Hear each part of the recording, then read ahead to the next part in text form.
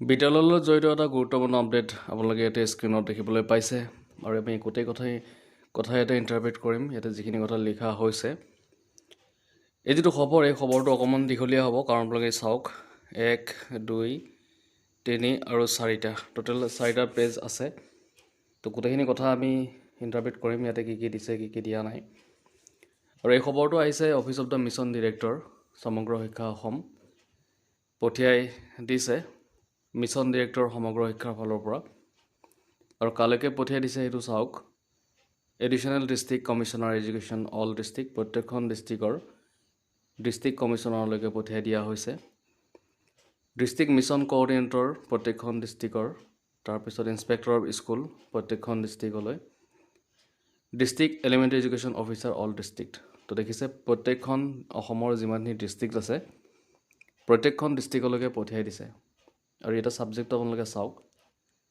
পেৰিয়ডিক assessment test for students of class 3 to 8 round 2 to round 2ত 3 পৰা 8লৈকে যি পেৰিয়ডিক assessment test হ'ব সেই টেষ্টবিলাকত ইয়াতে বহুতখিনি আপোনাৰ গাইডলাইন দিয়া হৈছে তো গাইডলাইনখিনি গোটেইখিনি কথা আমি চাম টোটেল আপোনালোকে চাওক কিমানখিনি গাইডলাইন ইয়াতে আছে আৰু এই যিবিলাক গাইডলাইন দিছে গাইডলাইনবিলাক এটা স্পেচিফিক টাইম এটা ধৰি দিয়া হৈছে আৰু সেই টাইমৰ ভিতৰত ফুলফিল কৰিব লাগিব তো গোটেইখিনি কথা চাম ইয়াতে ক'ত কি দিছে আৰু এটা সৰু অনুৰোধ আপোনালোকৰ থাকিলে যদি প্ৰথমবাৰৰ বাবে এই চেনেলটোলৈ আহিছে তো চেনেলটো ছাবস্ক্ৰাইব কৰি ৰাখিব এনেকুৱা ধৰণৰ খবৰবিলাক ৰেগুলাৰ পাবৰ কাৰণে ভিডিঅ'টো অকণমান দীঘল হ'ব পাৰে কাৰণ আমি যিহেতু প্ৰত্যেকটো ভিডিঅ' আমি পুংখানুপুংখভাৱে গোটেইবিলাক কথা চালি জাৰি চাই অকণমান বিস্তাৰিত ভিডিঅ'বিলাক বনাওঁ সেইকাৰণে অকণমান দীঘল হয় কাৰণ লাইন বাই লাইন আমি ইয়াৰ ইণ্টাৰপ্ৰিটেশ্যন কৰিবলৈ চেষ্টা কৰোঁ কথাবিলাক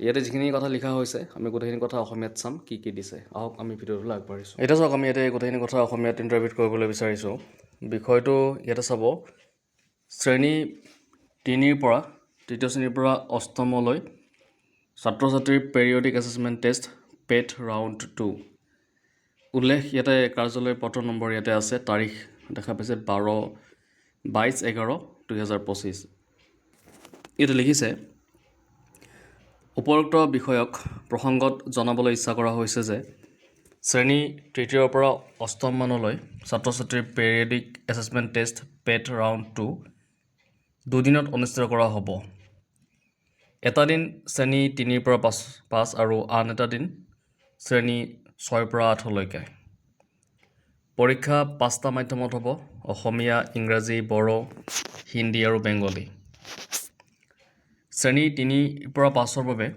40টা প্ৰশ্ন ভাষা 1 ভাষা 2 গণিত আৰু EVS প্ৰত্যেকতে 10টাকৈ তাৰপিছত শ্ৰেণী 6ৰ পৰা 8লৈ 50টা প্ৰশ্ন ভাষা 1 ভাষা 2 বিজ্ঞান সমাজ বিজ্ঞান আৰু গণিত প্ৰত্যেকতে 10টা পৰীক্ষাৰ সময়সীমা থাকিব 1 ঘণ্টা 30 মিনিট অৰ্থাৎ 90 মিনিট এতিয়া এড চাব শ্ৰেণী 3ৰ পৰা 5ৰ প্ৰশ্ন পত্ৰ মুদ্ৰণ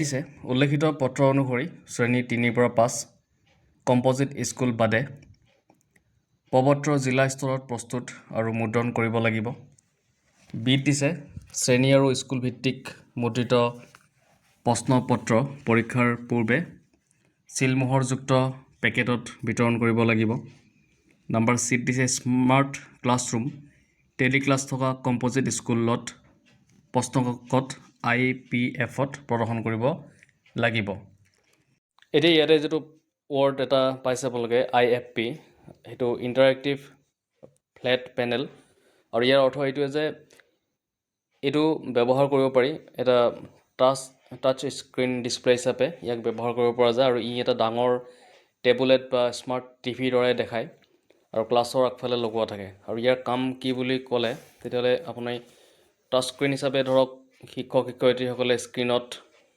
লিখিব পৰা বা আঁকিব পৰা তেনেকুৱা ধৰণৰ কৰিব পাৰে বা ডিজিটেল হাৰ্ডবৰ্ড হিচাপে ব্যৱহাৰ কৰিব পাৰে বা ভিডিঅ' ছবি প্ৰেজেণ্টেশ্যন স্পষ্টভাৱে দেখুৱাব পাৰে বা লেপটপ টেবলেট ফোন জড়িত কৰিব পাৰে শিক্ষাৰ বাবে বিভিন্ন এপ বা টুল সেইবিলাক থাকে সেইবিলাকত এইটো ব্যৱহাৰ কৰিব পৰা যায় প্ৰনাউন্সমেণ্ট ৰুলছ অনুসৰি মুদ্ৰণৰ কাম DPOTT আৰু FAOS চলাব আৰু 31 ডিচেম্বৰ 2025 ভিতৰত সম্পূৰ্ণ কৰিব লাগিব।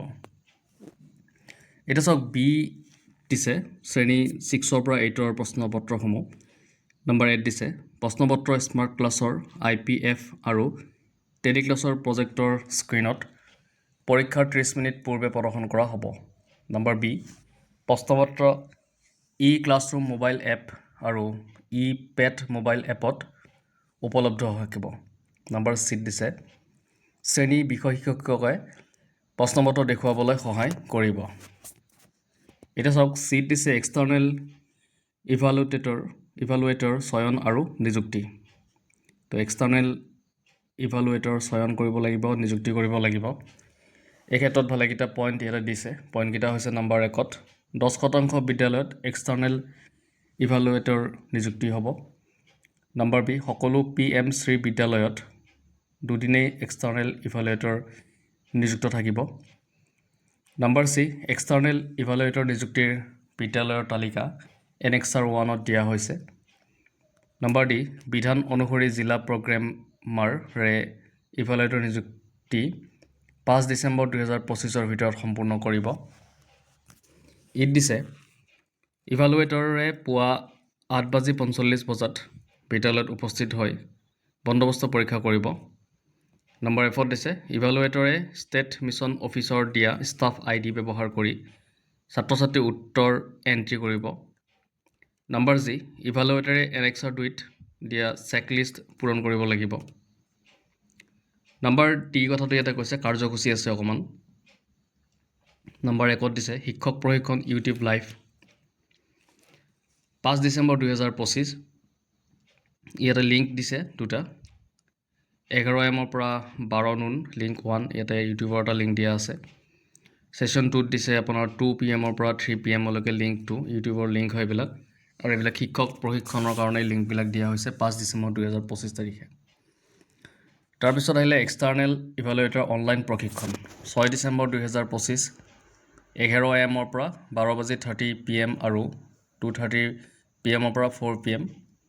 তাৰপিছত ৱেবেক্স লিংক পাছত শ্বেয়াৰ কৰা হ'ব।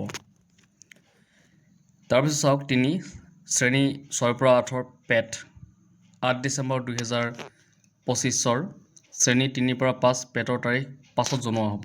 তো দেখিছে আপোনালোকে ইয়াতে 3 পৰা 5 পেটৰ তাৰিখটো পিছত জনোৱা হ'ব বুলি কৈছে।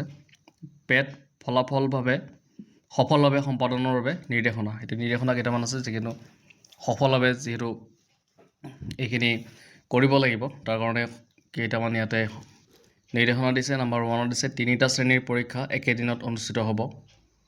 নম্বৰ 2 প্ৰতিটো বিষয়ৰ বাবে কমেও 3জন শিক্ষক নিযুক্তি কৰিব লাগিব। 6 এপত মেপ কৰা ক্লাছ টিচাৰ সমন্বয়ৰ ভূমিকা ল'ব। সময়সীমা 90 মিনিট।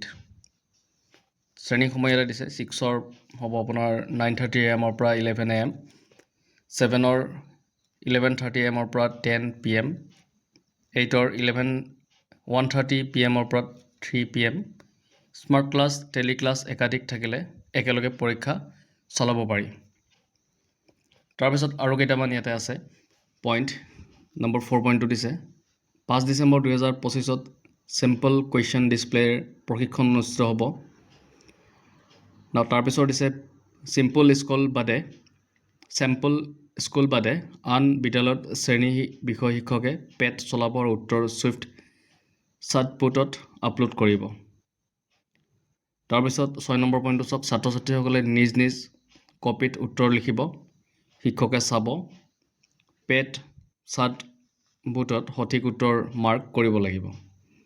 নম্বৰ 7 চেম্পল স্কুলত মূল্যায়ন এক্সটাৰ্নেল ইভালুৱেটৰ কৰিব।